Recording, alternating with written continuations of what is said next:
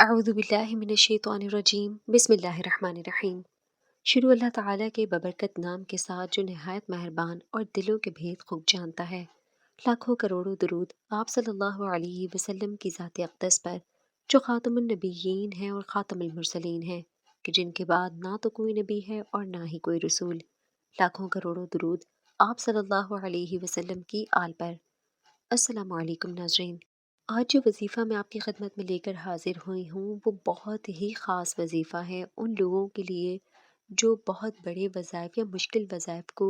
نہیں کر پاتے، یا ان کے پاس اتنا وقت نہیں ہے یا اتنی فرصت نہیں ہے کہ وہ پوری توجہی کے ساتھ ان وظائف کو کر سکیں۔ تو آج کا وظیفہ بہت ہی چھوٹا سا ہے اور ایک آیت پر مشتمل یہ وظیفہ ہے، اور یہ وظیفہ اتنا آسان اور اتنا مجرب ہے کہ آپ اس کے کمالات کو خود محسوس کریں گے۔ بہت سے حضرات نے یہ وظیفہ آزمایا ہوا ہے اور انہوں نے یہ بتایا ہے کہ جب ان کے پاس کوئی گھر نہیں تھا، کوئی نوکری نہیں تھی، گاڑی نہیں تھی، کوئی چیز انہیں اپنی زندگی میں سہولیات کے طور پر میسر نہیں تھی، تو انہوں نے اس وظیفے پر عمل کیا۔ اور کئی لوگوں نے اس وظیفے کو صرف مال و دولت کے لیے نہیں بلکہ اپنی صحت کے لیے، اپنی تندرستی کے لیے اس وظیفے کو پڑھا، لیکن انہیں صحت و تندرستی کے ساتھ ساتھ اللہ تعالیٰ نے مال و دولت سے بھی نوازا، ان کے رزق میں فراخی ہوئی۔ جن کی نوکریاں نہیں تھیں ان کی نوکریاں لگی، جن کے پاس اپنا گھر بار نہیں تھا انہیں اللہ تعالیٰ نے اپنا گھر بار عطا فرمایا، ان کے رزق میں بے حد فراخی عطا فرمائی،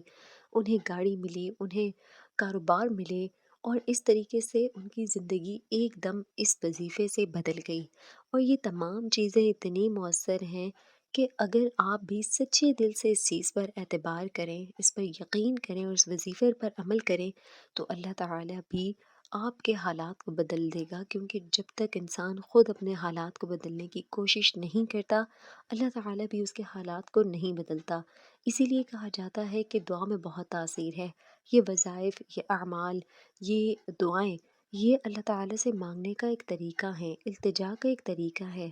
جب تک آپ کسی سے کوئی چیز نہیں مانگیں گے آپ کو وہ چیز عطا نہیں کی جائے گی، اور رب تعالیٰ سے مانگنے میں نہ تو کسی قسم کی کوئی شرمندگی ہے اور نہ ہی ہچکچاہٹ۔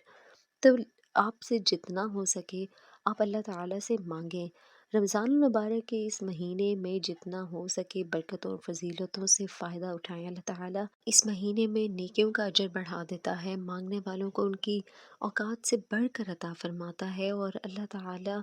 سحری کے وقت تک عرش اول پر ہوتا ہے اور اس انتظار میں ہوتا ہے کہ اس کے بندوں میں سے وہ کون سے نیک بندے ہیں جو اس قیمتی وقت سے فائدہ اٹھائیں اور اپنے رب سے اپنی تمام جائز خواہشات کو پورا فرمائیں، اپنے رب سے مانگیں۔ اور یہ وظیفہ صرف ایک آیت پر مشتمل ہے جسے آپ نے صبح اور شام پڑھنا ہے، جس طریقے سے میں آپ کو بتاؤں گی۔ اگر آپ اسے اسی طریقے سے پڑھیں گے تو آپ خود دیکھیں گے کہ چند دنوں میں آپ کی حالات کس قدر بہتر ہو جاتے ہیں، صحت کے طور پر، جسمانی لحاظ سے، مالی لحاظ سے، گھریلو لحاظ سے۔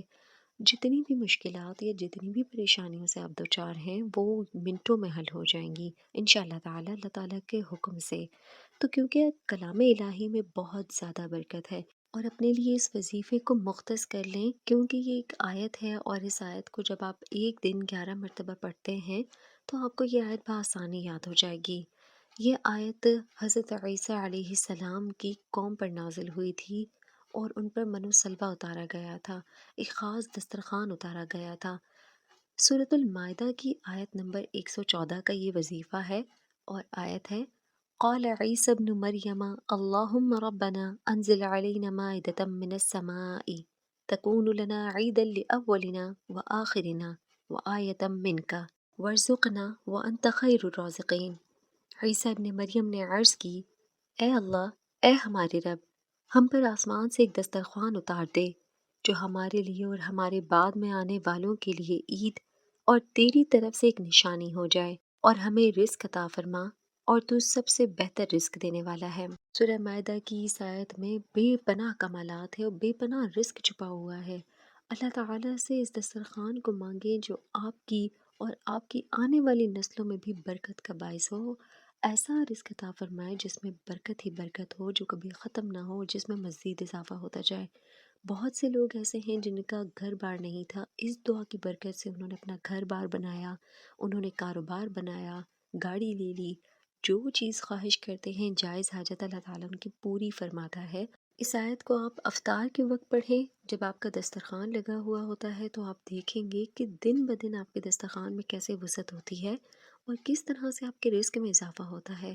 افطار کے وقت آپ نے 11 مرتبہ اس آیت کو پڑھنا ہے اور انشاءاللہ تعالی بہت جلد آپ اس کے کمالات کو محسوس کریں گے۔